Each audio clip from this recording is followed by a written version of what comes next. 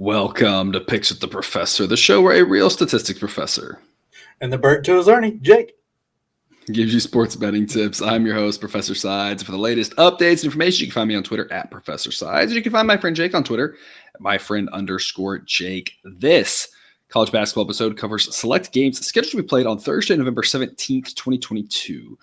Each and here, check out the webpage on the banner. It's www.pickswiththeprofessor.com/new for a primer and explanation. Otherwise, the goals for this episode are to share key information about these games, give you some things to think on, and explain why certain plays are being made. We never recommend blindly tailing or fading any pick, but rather to hear the justifications and thought processes to make sure you're fully on board with us or against us before investing your hard-earned money.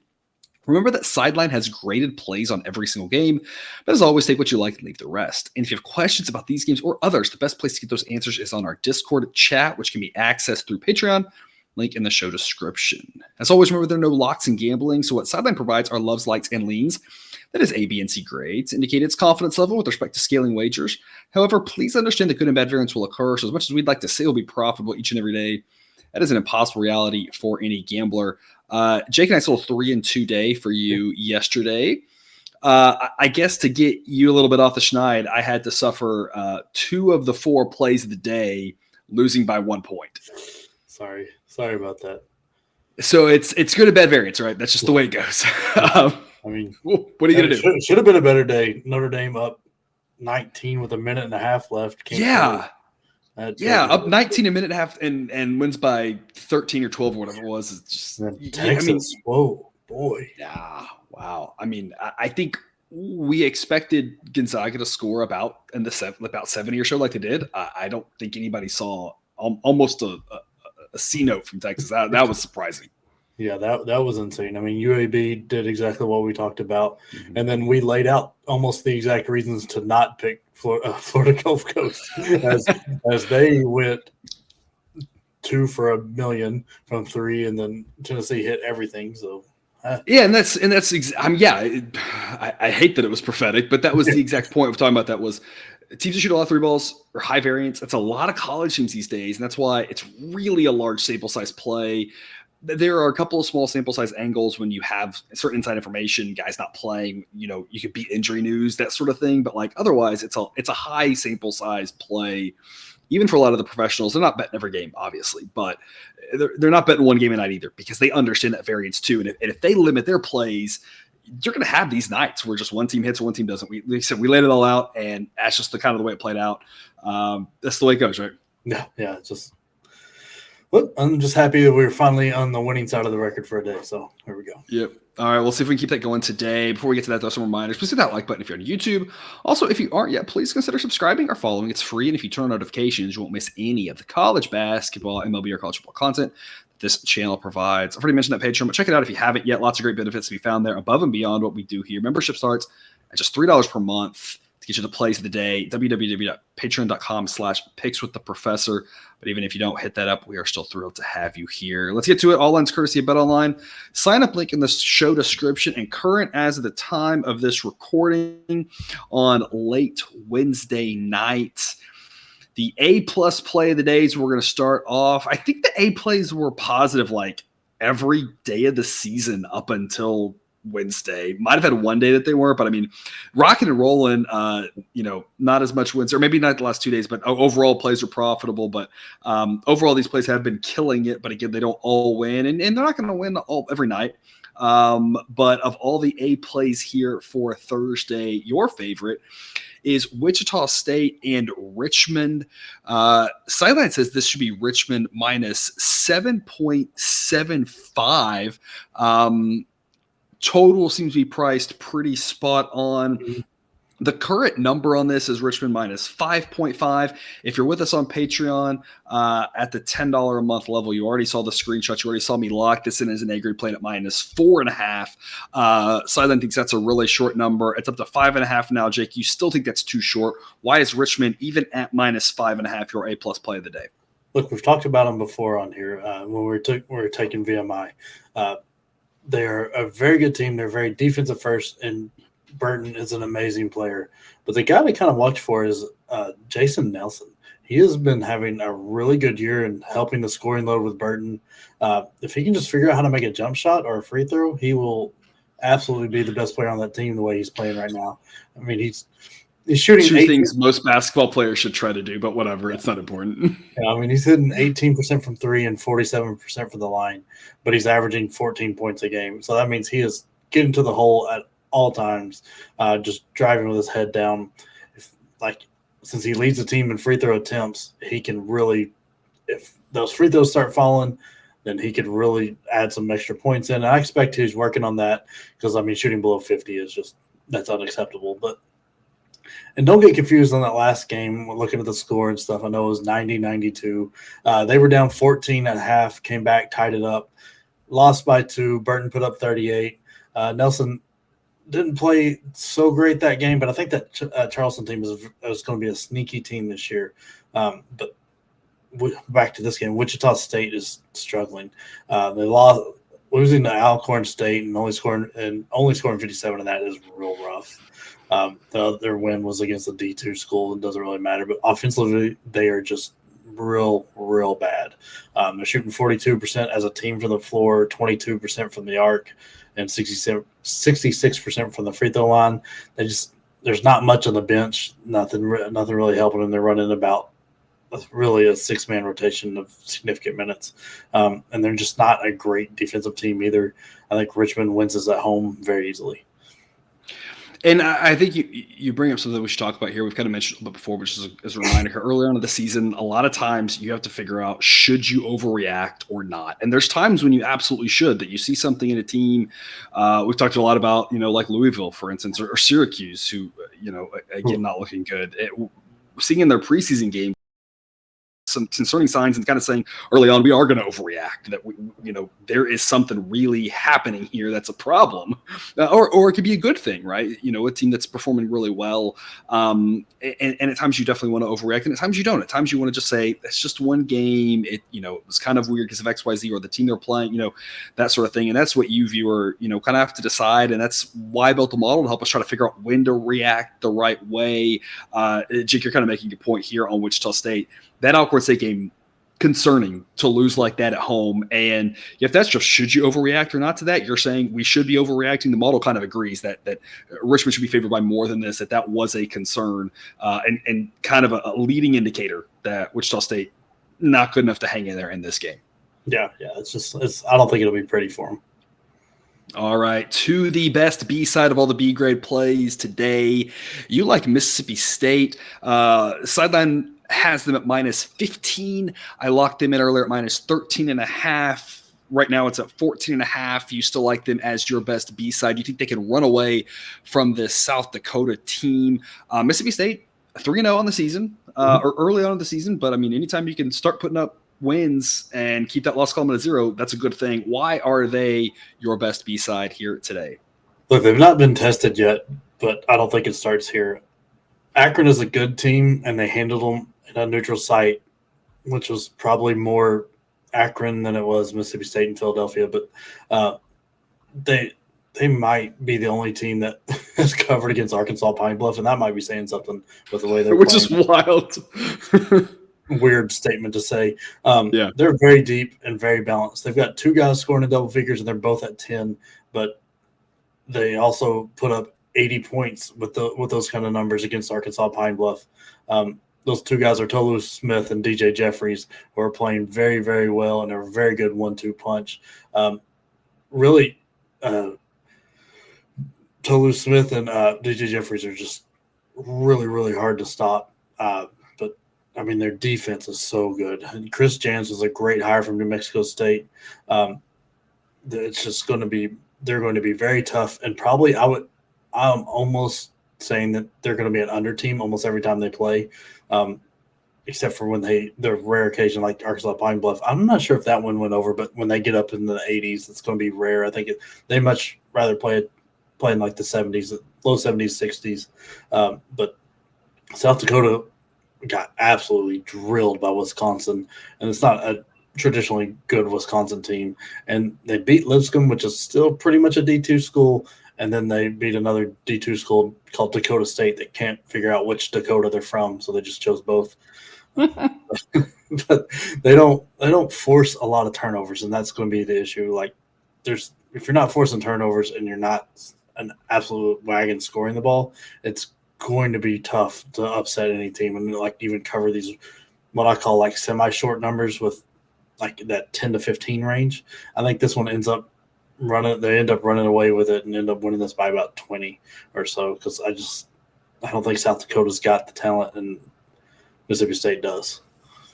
All righty, then to the Jake on a limb segment here where the model says it's priced pretty well, but Jake, you're seeing something the model isn't seeing. 3 p.m. Central, Murray State will play Texas A&M the first round of the Myrtle Beach Invitational Classic Tournament, whatever we're calling it, in South Carolina. Something says this should be Texas A&M minus 10.8. It's actually 10.5. Jake, we joke. It's actually up to 12 right now. Sorry, it was 10.5 relative to Texas A&M minus 12 right now. We've joked about Texas A&M with cousin Jared, now being a basketball school, given how rough their football team is. Tell us what your pick is for this game, since the model just kind of says, I don't know. Are you laying the 12 with Texas A&M, or are you grabbing the 12 with Murray State? I'm laying the 12. I'm a big fan of the Texas A&M team. I think Buzz Williams and this team should get a lot more respect than what they are. They kind of got snubbed last year in the tournament for the tournament and didn't get to go when they were very high up there on everybody's rankings and just except for the committees. But they're a very, very good defensive team. Henry Coleman and Wade Taylor, Henry Coleman the third and Wade Taylor the fourth are just absolute outstanding players and they're playing very, very good. They're going to be really tough to keep under wraps. Henry Coleman is who really quarterbacks that the team and offense. He's not leading scoring. That's Taylor, but he's leading assists and rebounds and blocks, and I think he's up there in steals too. He's just a very, very solid player, and they're just going to be a real force in the SEC, and I think really in March too. Just the way they play, and having a great coach like Buzz Williams. Murray State is still trying to find their footing after losing almost all their top talent and their coach to LSU, and most of them went to LSU. I mean, they brought back Steve Prohm, but he had been gone for long enough that I don't think any of the players that are there remember him. So he's still trying to figure everything out. They got drilled by St. Louis. It wasn't even close as what the score said, and like their bench was a non-factor. I don't think they were running 8. They ran 8 guys out there, but foul trouble is really the reason they had to run that many during the game. I mean, there's some guys that got minutes because it was a blowout, but and then they were out-rebounded by 14 and gave up 16 offensive rebounds. That's going to spell disaster in this game because they're outsized. They're going to be out-muscled. I think Texas A&M is going to run away with this one. All righty. So your pick here, Texas A&M minus 12 on a neutral site. So the must-see TV slot. Look, it's Thursday. It's like a little bit of March Madness happening here with some of these tournaments. We're going to go to another tournament in South Carolina because apparently if you want to host a college basketball tournament, you need to be in South Carolina. It's Charleston. Furman at Penn State, 10:30 a.m. Central Time. It's 11:30 a.m. local time tip. So you can probably stream this one on your computer, especially you got 2 monitors, you got a little minimize, not the work button, the minimize button, keep it up on your phone, whatever you're going to do. This is one of the games here that you circled as a must-see TV game. It should be a tight contest. I locked in Penn State minus 2. Sideline says it should be Penn State by about 4. At the current moment, it's Penn State minus 2.5, so a very similar number to what I locked in. Jake, in this must-see TV spotty, and I've got Penn State minus 2 as a B grade pick.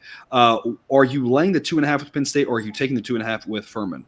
I'm laying the 2.5. This Penn State team, I had the wrong idea, and I'm adjusting. I'm coming into the year, and I'm adjusting. After watching that Butler game, they're on a roll. That Butler game was not as close as the final score. Mm-hmm. They kind of they controlled that game. Yeah, for the first 7 minutes, 36 minutes, and then just kind of like whatever, we're good. Yeah, and which thank you because we got the backdoor cover there. So I appreciate that. But it's nice of them, kind. This should be a really good game. I mean, this Furman team was so close to making the tournament last year. Lost to Chattanooga, who lost by 1 to Illinois and really led the whole game except for the time Illinois took the lead in the tournament. So, and they split with Chattanooga throughout the year. They returned their 2 guards back from that team, which are very, very good. They just beat Belmont, handled them, and what was his name? I forget the guard's name, but he had a triple-double that night with points, assists, and rebounds, and he will always be a threat for that with how he plays. They are very, very solid. They just they don't have enough on the bench, and that's where it really comes down to on this one. Because Penn State plays fast, they play a lot of guys, and they shoot the lights out. I really think they're going to have – it should be a good game. I don't think they're going to blow them out. I think Penn State probably gets this one 5 to 8 range, depending on how free throws go and stuff. But this Penn State team could be something to watch out for if they keep shooting like they are right now. Mm-hmm. Yeah, and it's a good point. You know, the model faded Penn State in their opener against, I think it was Winthrop. Terrible call. I mean, the model's done pretty well so far, but again, it's not going to get everything. And that one was definitely wrong. And like you said, we got kind of lucky with the Butler cover there in that last game. So yeah, the model, like you, is definitely kind of adjusting and saying, hey, this Penn State team much better than we thought it would be initially. They're looking pretty impressive. So model's a B grade pick on Penn State, and you also are laying the 2.5 in the must-see TV slot. To the overtime slot, another game just want to get in real quick here. 5 p.m. Missouri, Kansas City at Kansas State. This is a little brother, big brother type game, I guess. Anytime, UMKC, I guess, can go up against Kansas State, Missouri, and these teams, right? They want to show them who's boss. Of course, the issue that they're going to have is that this Kansas State team, pretty solid. Sideline says that this should be almost a 20-point spread. I was able to lock in 17.5 with Kansas State. It's at 18.5 right now, but Kansas State's pretty solid. UMKC not. I mean, this is a massive mismatch here. Tough environment to play at there in the Octagon. Gonna be a tough one here from UMKC. I think it's kind of the thought process, right? Yeah, it's especially coming off that Illinois loss. That was embarrassing. They also lost to a D2 school this year, and they lost to LSU at LSU. It's just not going to be a fun year to be. I think they're the Kangaroos, or are they just Roos? I think it's whatever. Well, whatever they are, it's not going to be a fun year to be their fan. Kansas State absolutely murdered UT Rio Grande Valley, however you say it, at home. They went on the road to beat California at 9, and I think California is going to be a sneaky, fairly decent team. But you got to take a second here and be absolutely amazed that Keontae Johnson is back playing basketball after collapsing in the middle of a game at Florida. And the fact that he's back playing, it's like he never sat out for, what was he out almost 2 years? He's leading the team in scoring. He's everywhere. He's playing like he has not missed a beat. Noel is being a huge recipient of this because Tomlin and him are playing out of their minds good right now. And Noel's getting the average 7 assists, and it's going to be a threat for a double-double with assists every night as long as those two guys are playing like that. Kansas City just does not have enough talent on this roster to really get in the way of Kansas State. I think they win this by at least 20. Yeah, Ken Palm's got them around 300, and that's kind of what we've seen from them. They're not the worst team in college basketball, but they're definitely not a good team. Kansas State probably not quite as good as Illinois is, but their best showing was losing by 11 at LSU, and they could absolutely lose this game by 11 as well. But I mean, that was the top showing. It's hard to count the win, and that sort of situation, but the other loss that they had to the D2 school and then the Illinois game, I mean, 2 of their 3 were a lot rougher. And if they play like that, this is going to be a 30-point game by the end of it. Yeah, I'm worried that it's going to be, or I should be worried. I really don't have a rooting interest in either one of these teams, but no dog in the fight. But it's going to be interesting to keep an eye on Kansas State and see how they do this year. Yeah, I think the Big 12 basketball is a lot like football, where you got some teams at the top that are pretty good, and then that middle bottom all of them could be pretty good, right? And that's what we saw in football. Like someone's going to kind of fall to the bottom of the pack, but it may not even be because they're that bad. It's just because someone's got to lose those games. You got a lot of interesting teams in the Big 12. Obviously, you got Texas and Kansas and Baylor up at the top, but there's still pretty good teams below them that not bad. Just like we decided on the college football show, that Texas is now a basketball state, no longer worried about football outside TCU. Exactly. Yeah, the one school who's like, no, we're still going to be good at football. The rest of them are like, no, we're just going to focus on basketball. Apparently, who knew? Alrighty, well, that's the 5 games that we're going to cover here today. Jake, any parting words? Yeah, this one got shot down in the pre-show stuff, but St. John's in Nebraska. I know it sounds weird to say this. Keep your eye on St. John's. They are a fun team to watch if you're bored. I think they're playing about 6:30. There shouldn't be any football on or anything yet. Just throw it on. Watch it. Could be entertained.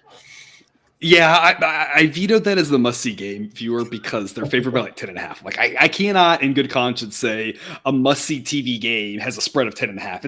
There's gotta be some rules around here, right? That the must-see TV game's gotta at least have a spread within like 6 or 7, like at least make it, we think it's gonna be competitive, right? We think St. John's is gonna handle Nebraska pretty handle. Now watch Nebraska's gonna win. I'm just gonna look like a fool because that's the way sports go, right? Look, I'm just trying to make everybody more educated and rounded for basketball in March. You gotta watch some Big East, you gotta watch Big Ten, you also gotta watch these small schools. You gotta know who you're talking about when you're entering your bracket pool.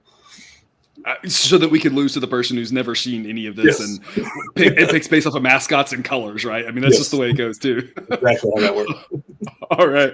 Well, thanks for tuning into this episode of Picks with the Professor. Don't forget to subscribe so you can ensure all the sports betting content we brought on this channel is dropped right into your feed. We've already got those 3 college football episodes recorded, and if they're not up yet, they will be shortly, and we'll be back again tomorrow with more college basketball betting content. Until then, as always, best of luck, and remember, you can eat your betting money, but please don't bet your eating money.